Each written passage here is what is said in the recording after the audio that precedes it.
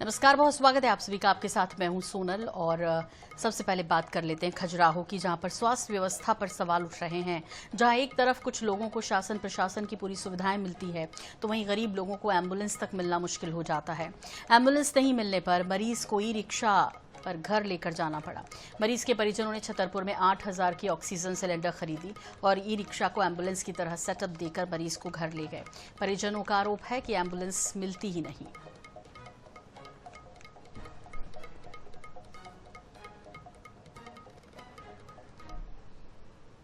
Ayushman card है इनका? Ayushman card है। कुछ लाभ मिला उसका? उसका लाभ यही है, थोड़ी सरकारी में जो दवाई होती है वो फ्री मिलती है। हाँ, ठीक है, और बाकी मेडिकल से लो भाई। तो ये सिलेंडर लगा के ऑक्सीजन मास्क पैसे लेके खरीदा भाई।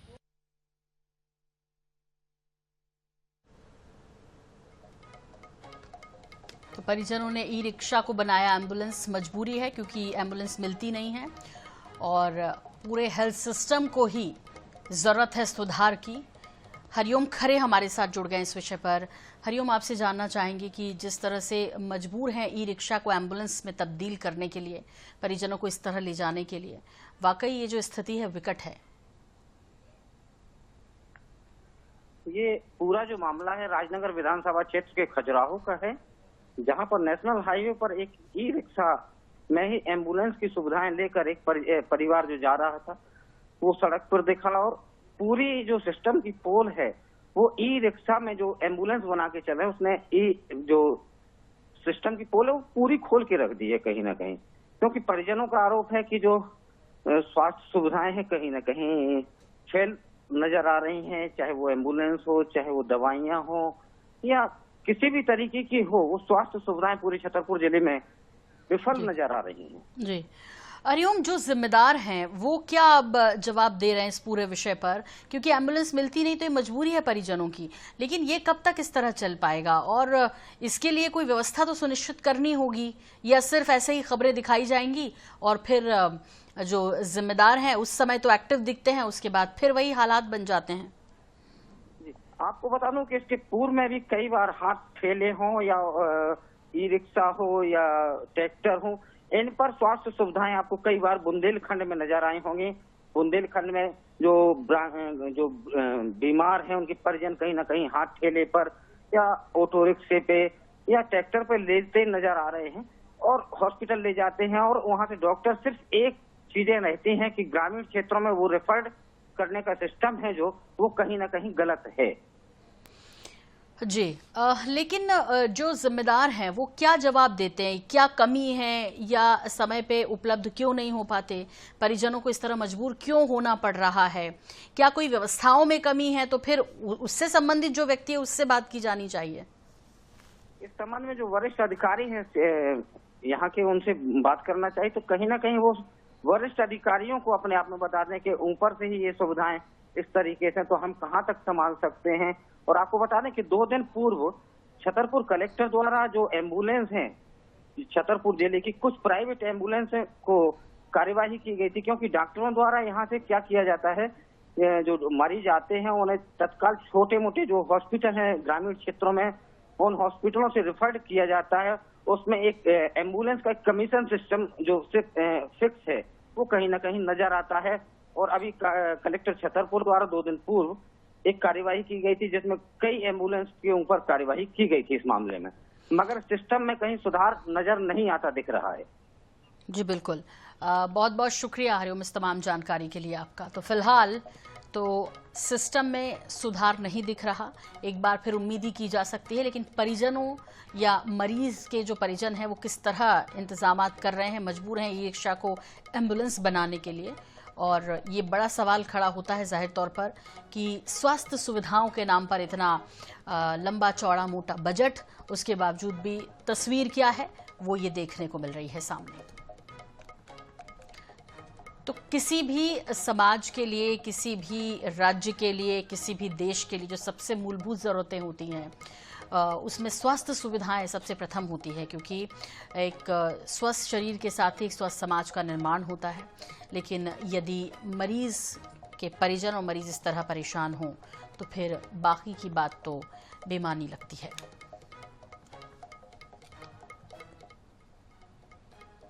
मध्य प्रदेश में नशे में धुत बड़े वाहन चालकों के कारण हादसे बढ़ रहे हैं। इंदौर के बाद अब जबलपुर के सिहोरा में भी एक बड़ा हादसा हो गया है, जहां देर रात शराबी बस चालक ने दुर्गा पंडाल में आरती कर रहे श्रद्धालुओं को कुचल दिया। इस हादसे में 15 लोग घायल हुए, जिनमें से 8 को जबलपुर मेडिकल कॉलेज रेफर किया गया। उनमें से भी 3 की हालत नाजुक बनी हुई है। हादसे के बाद मौके पर पहुंचे कलेक्टर, आईजी और एसपी ने घायलों का हालचाल जाना। रेड क्रॉस सोसाइटी से 10-10 हजार की सहायता राशि दिलवाई गई। इधर आक्रोशित लोगों ने बस ड्राइवर की जमकर पिटाई की। घायल ड्राइवर को भी अस्पताल में भर्ती कराया गया है।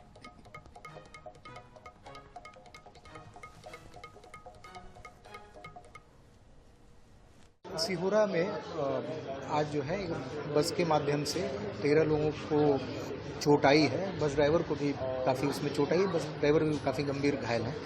उसमें से सभी को जो है 8 लोगों को वहीं सिहोरा से ही प्राथमिक उपचार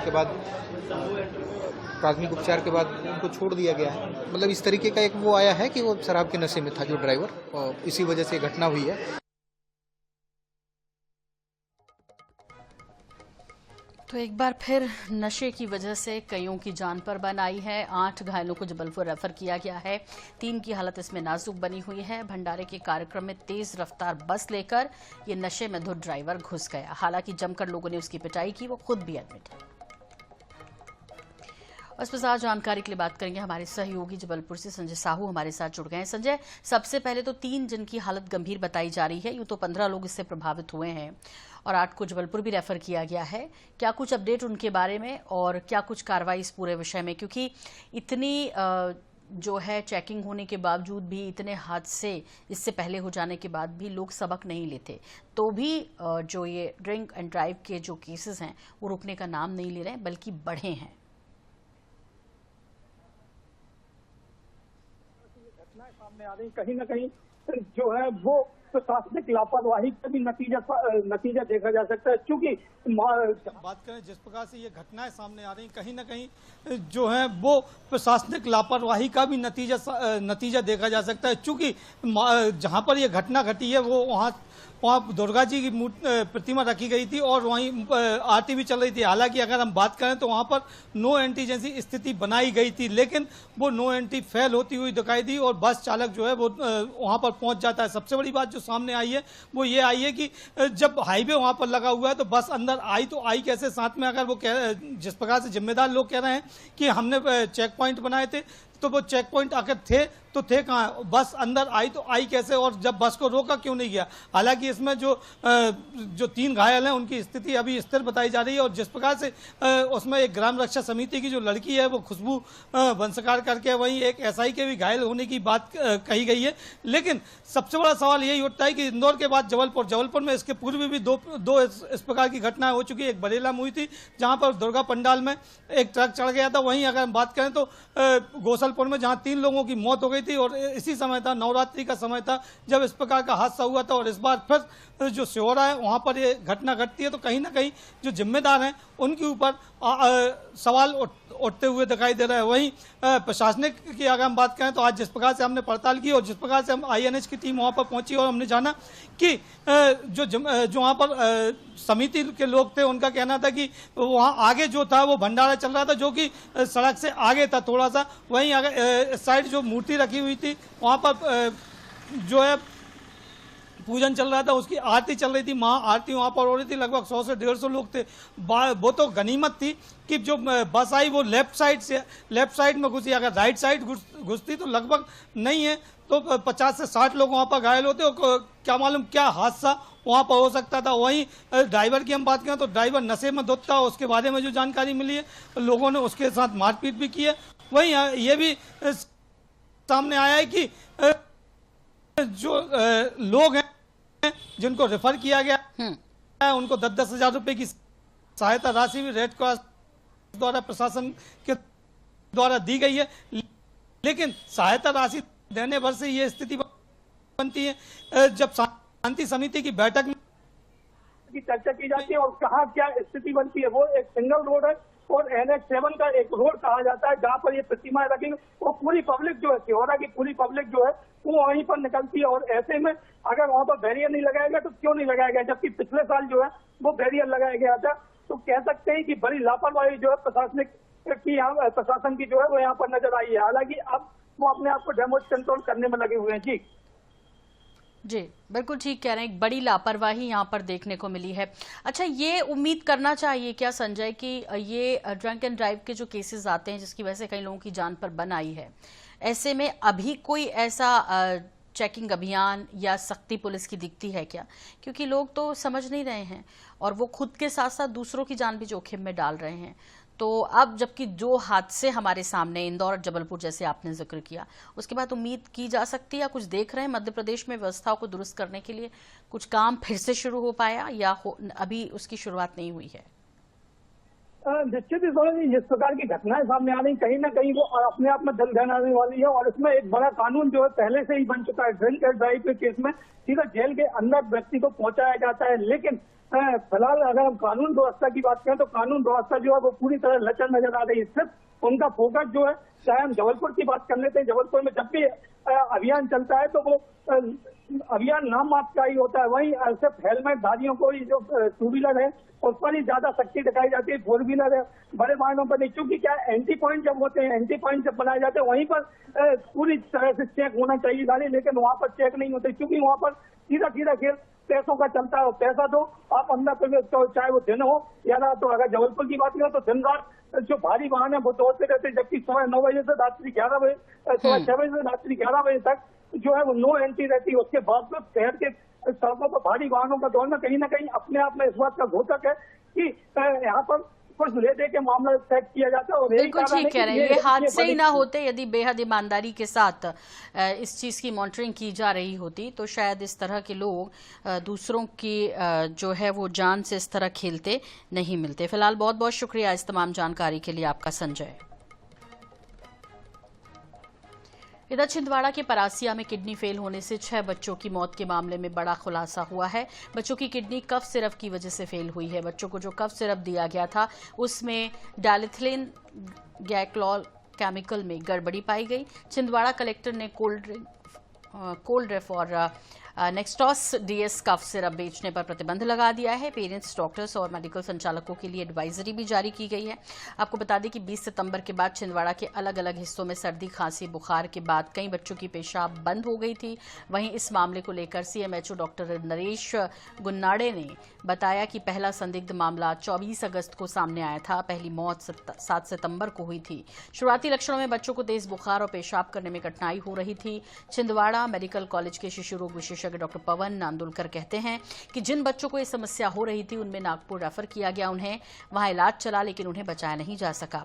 इसके बाद उन बच्चों की किडनी की बायोप्सी जांच कराई गई, जिसमें खुलासा ये हुआ कि कफ सिरप में मिला डायलिथिलिन ग्लाइकोल दूषित पाया गया है।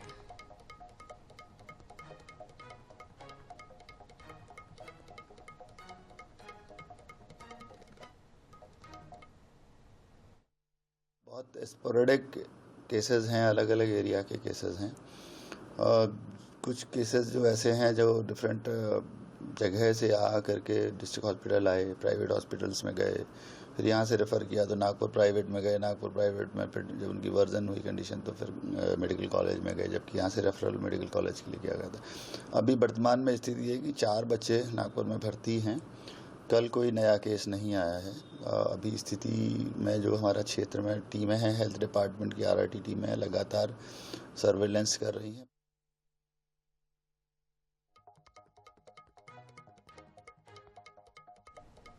तो 2 महीने में 6 बच्चों की मौत हुई है और जिस तरह की जानकारी मिली कि कफ सिरप में डायथिलिन ग्लाइकोल दूषित पाया गया था, यानी इसने 6 बच्चों की जान ली है 2 माह के अंदर। और इस बात में भी देरी हुई कि इसे पता देर से लगाया जा चुका, जब तक कि 6 बच्चों की जान जा चुकी थी।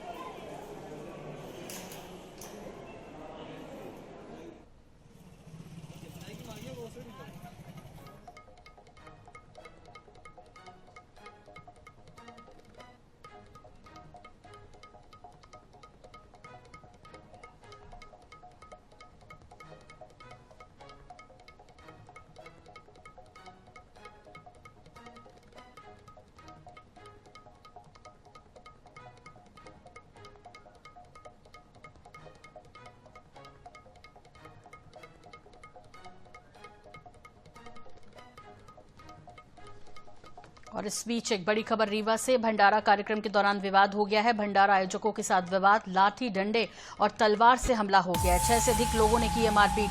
विश्वविद्यालय थाना के सुंदरनगर का ये मामला बताया जा रहा है। विश्वविद्यालय थाना के सुंदरनगर का ये मामला है। भंडारा आयोजकों में विवाद हुआ, लाठी डंडे और तलवारें तक निकल आई हैं। आपको बता दें कि 6 से अधिक लोगों ने मारपीट की है। विश्वविद्यालय थाना के सुंदरनगर का ये मामला है। रीवा से खबर, भंडारा कार्यक्रम के दौरान विवाद की खबर है। भंडारा आयोजकों के साथ विवाद हुआ और लाठी डंडे और तलवारें निकल आईं।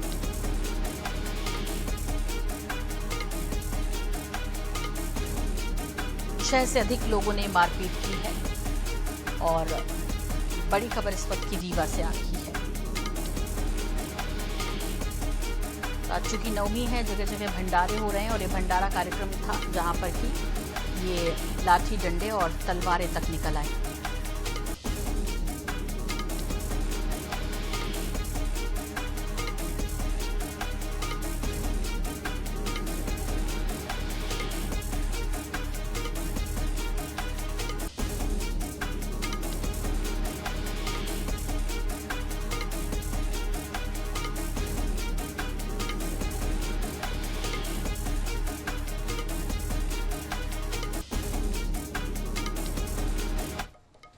और आइए अब आपको खरगोन लिए चलते हैं, जहां पर भाई का हुआ खून का प्यासा। भाई की हत्या के लिए दी 10 लाख की सुपारी। बदमाशों ने जान से मारने का किया प्रयास। पुलिस ने 6 आरोपियों को पकड़ लिया है, एक फरार बताया जा रहा है। एसपी डॉक्टर रविंद्र वर्मा ने किया खुलासा। भाइयों में प्रॉपर्टी को लेकर विवाद की आशंका है। बलवाड़ा थाना क्षेत्र के काटकूट की घटना बताई जा रही है। तो एसपी डॉक्टर रविंद्र वर्मा ने इसका खुलासा किया है और भाइयों में प्रॉपर्टी को लेकर विवाद था, इसकी आशंका व्यक्त की है। बलवाड़ा थाना क्षेत्र के काटकूट की ये घटना है। खरगोन से खबर, भाई की हत्या के लिए 10 लाख की सुपारी।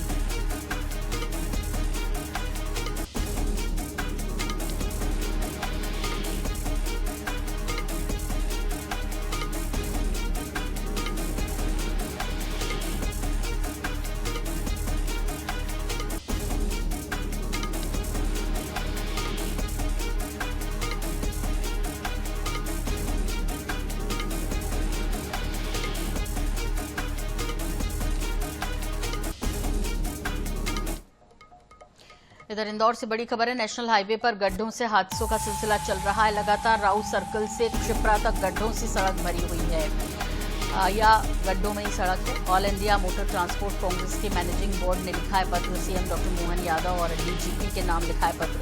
खराब सड़कों के कारण लगातार हादसे हो रहे हैं और मोटर ट्रांसपोर्ट कांग्रेस ट्रक और बस मालिकों को हादसे का जिम्मेदार मानकर फिर एफआईआर की जाती है।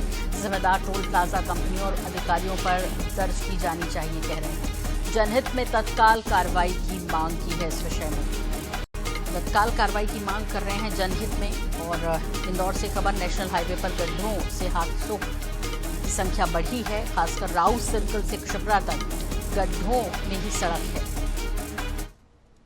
बहुत दिक्कत है ट्रैफिक का। पीछे बहुत लंबा जाम लगा हुआ है, 4 किलोमीटर लंबा जाम लगा हुआ है। और बता रहे हैं लोग कि आगे अर्जुन बड़ौदा में भी बहुत लंबा जाम है आगे भी। और मुझे पीछे से आने में 3 घंटे का समय लग गया है। अच्छा, ऊपर नीचे दोनों तरफ जाम है? हाँ, उधर भी जाम है और इधर भी जाम है। और सब स्कूल की बसें फंसी हुई है, पीछे एम्बुलेंस भी फंसी हुई है। अच्छा, और बहुत धीरे धीरे वाहन आ रहे हैं। फिर स्कूल की। और इसी के साथ बुलेटिन में फिलहाल इतना ही। दीजिए इजाजत, लेकिन जारी है खबरों का सिलसिला। NH पर बने रहिए हमारे साथ। नमस्कार।